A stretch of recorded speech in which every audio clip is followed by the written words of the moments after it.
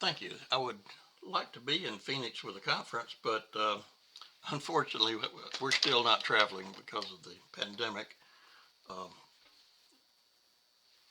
so we're pre-recording this presentation. Uh, the subject kind of falls outside of the normal ASNT, NDT fields, but I come from a measurement background. I've got 40 years of experience in instrumentation and dimensional metrology. In the last few years, I became interested in applications of dimensional metrology to NDT, and of course, one of the obvious applications, of course, would be bridge um, testing. A few years ago, I was working in Pennsylvania, and I made many trips between Virginia, where I live, and Pennsylvania, and had to cross the I-95 bridge over the Susquehanna. It's a very impressive bridge, 6 lanes. It's a little under 200 feet above the river.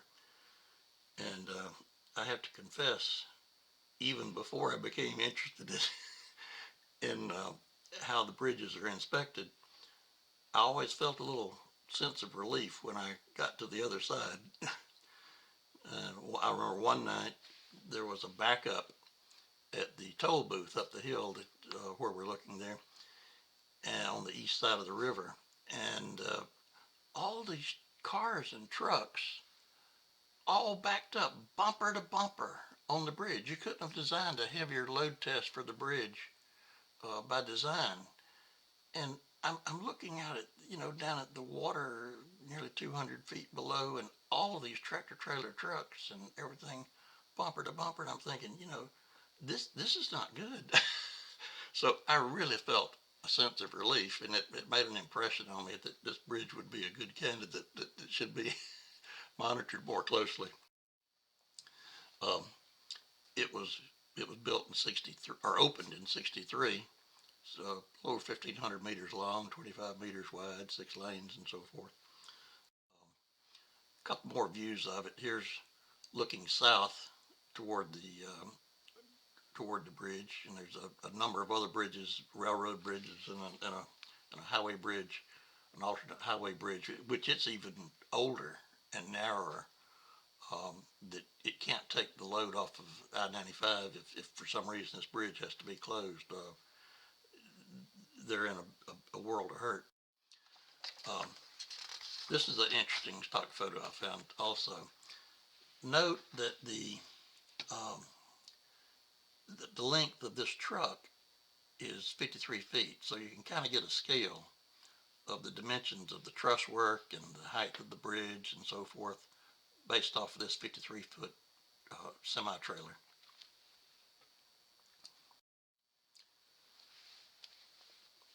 I also became interested in structural health monitoring and digital twins and all of these buzzwords that are becoming real popular right now, and did a lot of literature search on the subject. And the literature is rich in proposals and grandiose ideas for digital twins and fully automated structural health monitoring and so forth. The problem is it's very short on success stories. In fact, I'm impressed to think of any uh, bridge disaster that's been averted by structural health monitoring or any of the instrumentation on it. And I think I know why. Um, Most of the papers talk about sensors as though there's some generic magic things that tell them all that they want to know. But you'll see this. This is kind of a flag when you read a paper and it talks about sensors, but then doesn't go into much about what it is it senses, because they tend to concentrate on how it's wirelessly connected and how it's powered and the data acquisition rates and all of these things, but they kind of ignore how you're going to use that information for what bridge owners want to know, which is they want to know if the bridge is safe or not. Does it need maintenance? Is there something suspect that we need to send a crew out to go investigate? And I think one of the reasons for that is in the metrology business, we do preliminary uncertainty analysis before we ever make any measurements. We check to see if, is this going to be something that I can measure with the instruments that I have before I go and invest money and time and so forth into it. And I've not seen a single paper that does an uncertainty analysis of how you're going to use the data and and and what value is it going to present. So I'm arguing primarily because this is my background and it's my area of expertise. So I'm arguing that high accuracy 3D coordinate measurements, non-contacting, would be useful information for the bridge owners, particularly electronic distance measurements, which measures a laser beam to targets on the structure with, I hope to show you what I think is kind of incredible accuracy. These instruments are used extensively in dimensional metrology standards laboratories, machine shops, aerospace, shipbuilding, particle accelerators, and so forth. And I'm arguing that the technology transferred to bridge applications is ripe. There's, to my knowledge, nobody actually doing it, but I think that I'm trying to interest some people, some bridge owners in looking into this. These instruments come in the form presently, anyway, of what they call laser trackers. This is kind of a misnomer because they were originally laser interferometers, and if you know anything about an interferometer, you just measure differential changes, and if you break the beam, you have to go back and start over again. It basically integrates out. About 10 or 15 years ago, improvements were made in the designs of these instruments, and they're no longer laser interferometers, but rather the absolute distance measurement meters, so that you can switch from one to the other without any loss of accuracy. It's really an amazing technology. But for practical purposes, you can think of it as being comparable to a laser interferometer in accuracy. They look like total stations, surveying total stations, I'm sure you're familiar with those. But they're much, much more accurate in the distance measurements, primarily because for construction measurements and land surveys and so forth, there's no need for a total station to be better than, say, a millimeter or so in accuracy. Most of them are about 3 millimeters, whereas these are good to microns.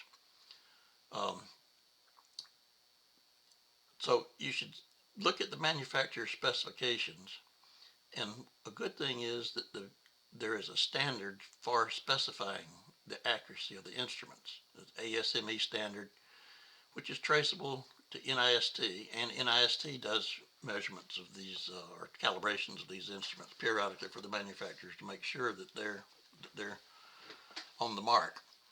You can imagine if you're going to assemble a turbine or a wing section of an airplane or a fuselage section of an airplane or a module of a ship, and it doesn't fit, somebody's going to be in trouble. And if that instrument is not right, they're going to hear it pretty quick. So what I'm trying to say is you can trust these instruments. They're good.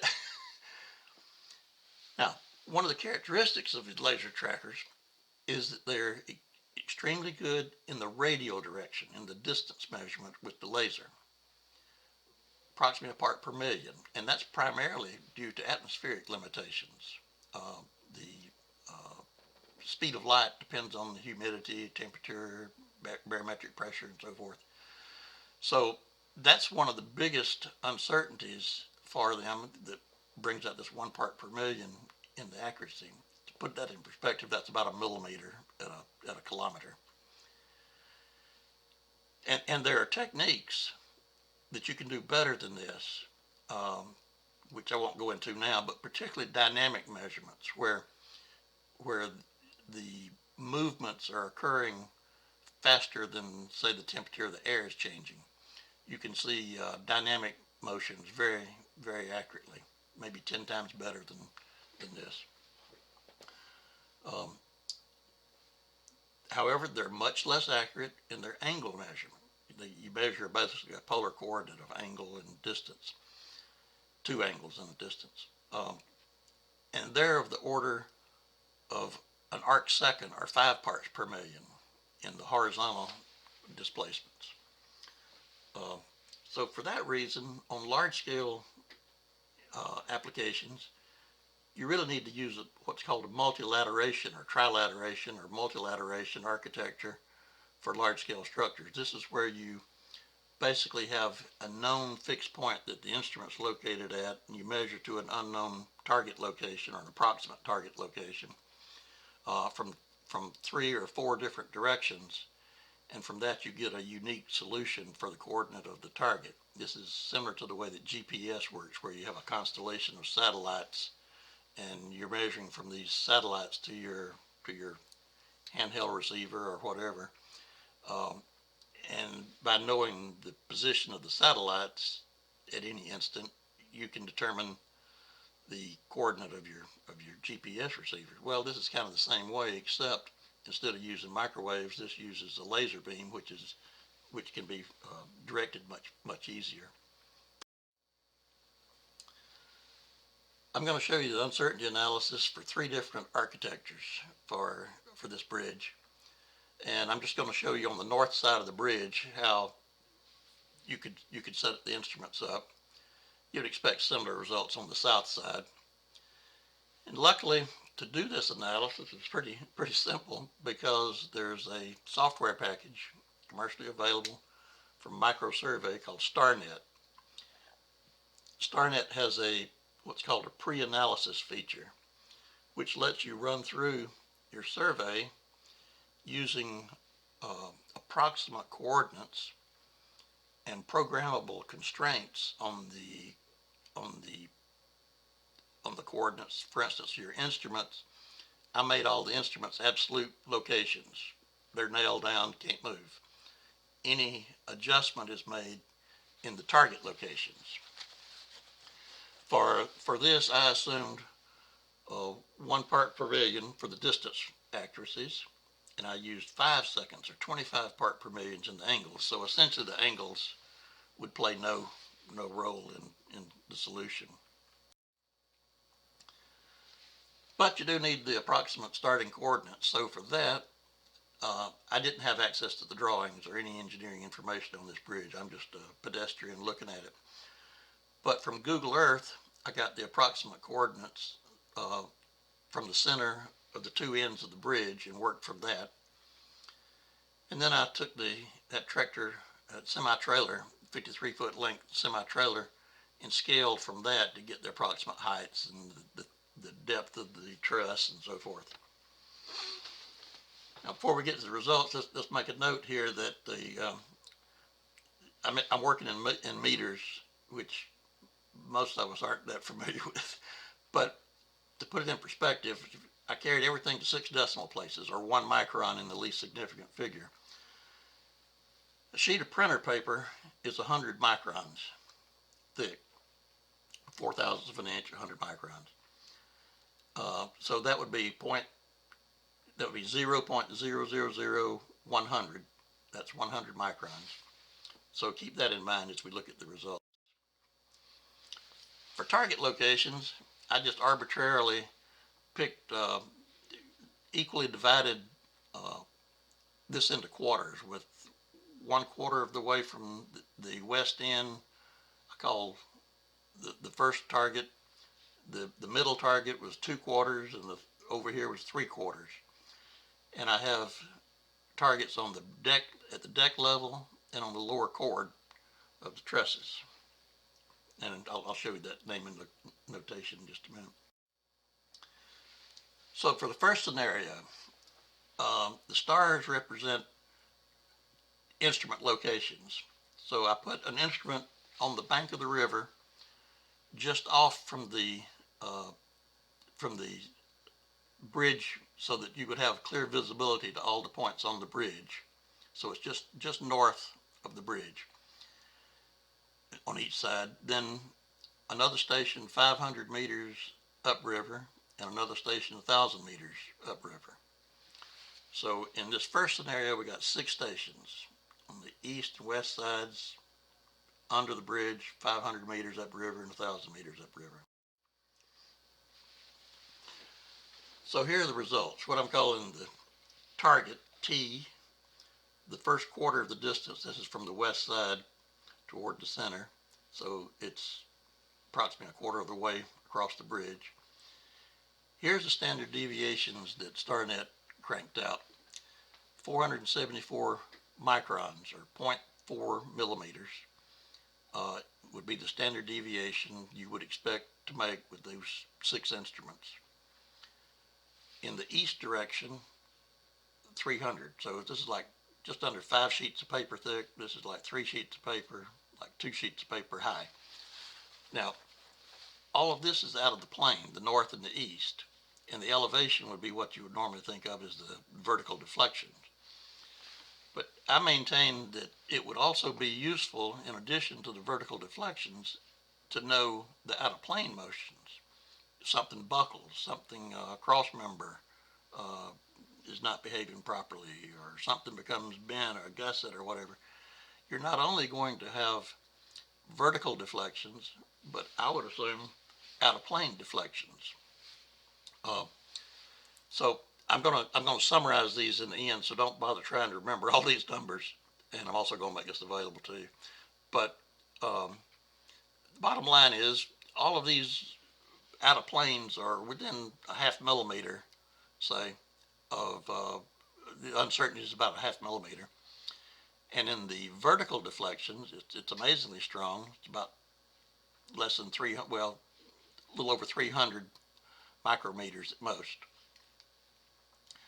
An interesting thing is, because of these are heavily dependent on the 2 instruments just under the bridge, just off the sideline of the bridge, looking up. And I really thought that the ones at the deck level would be much better than the ones on the lower level, but they turn out to be amazingly close to each other, essentially the same, which was quite a surprise. Second scenario is we're only going to use 4 instruments, ones on each side of the bank, just off the bridge, and the 1,000 meter upriver. Notice that the results are significantly poorer. We're up to nearly a millimeter in the north direction, and the elevation is significantly less accurate, or larger standard deviation, put it that way. Third scenario, and I'm going to argue this one's the preferred one for the most economical use if you don't want to use 6 instruments. Here we're only going to use the ones just off of the bridge and the ones 500 meters upriver, shooting to the various targets on the bridge. Here, the north and the east, they're not quite as good as the all 6 instruments, but pretty close. And I'm going to summarize this in another one that does the RMS. I'm going to take the RMS of all of these numbers, take the root means of the square of all these numbers, and compare those in a table for the 3 scenarios. So here you see the first one, where we're using 6 instruments. The less accurate, where we're only using 4, with one of them 1,000 meters upriver. And the third scenario, where we're only using 4 instruments, but we use the 500 meter and the ones right under the bridge. You see there's some degradation from the 6 instrument model, but it's still pretty good, depending on what kind of accuracy you need. This may be sufficient for your use. So then you ask, okay, that's fine. What would we do with this? So kind of visualize you've got this bridge, and assume that each of these nodes were targeted. you could calculate the distance between any two nodes as the standard deviation of one of the nodes times the square root of 2. It just comes from statistics. Um, you take the square root of 2 times that. So you could easily calculate the distances between any of these nodes. So let's say you were doing a load test and you wanted to see how the bridge deflects vertically and out of plane. Um, you would have very good 3D coordinates on these points. Now, suppose you had a fracture or a loose joint or something. I don't know if these are welded. I think these are bolted. But in any case, you can imagine how useful it might be to the structural engineer or the bridge owner in particular for their engineers to be able to know how this bridge, each of the components, each of these members are moving either over time or over load conditions or temperature variations, what have you, in all three dimensions. Now, I mentioned this doesn't really fit under ASNT's certification area of expertise, but the Coordinate Metrology Society does certify level 2 3D metrologists that are very experienced with laser trackers. These instruments are about 80,000 to 100,000 each. They're pretty expensive. Um, but there are many specialized service providers that have bunches of these instruments in their arsenal, and level 2 certified metrologists that are qualified to provide these. So what I'm saying is that you would not have to learn how to do all this. There are people that this could be subcontracted out to that could give you a turnkey job mounting the targets and producing the results. Now, just a matter of housekeeping, ASNT has said they're not going to publish the conference papers this year. So the STAR NET printouts and the handouts of these slides and all, I'm going to upload those to ResearchGate. As I understand, they are going to make the recording available of the presentation, but there's reams of numbers here that anyone seriously looking at this would want to see before making any kind of decisions. And I can make the input files of the coordinates and so forth available in ASCII format if anybody wants to rerun any of these analyses on their own. So hopefully we'll have some time for some question and answers when this slot comes up at the conference. If not, please feel free to contact me at my email address here. I'll be glad to work with anybody that's interested in learning more about this possibility and make it available to them. Thank you.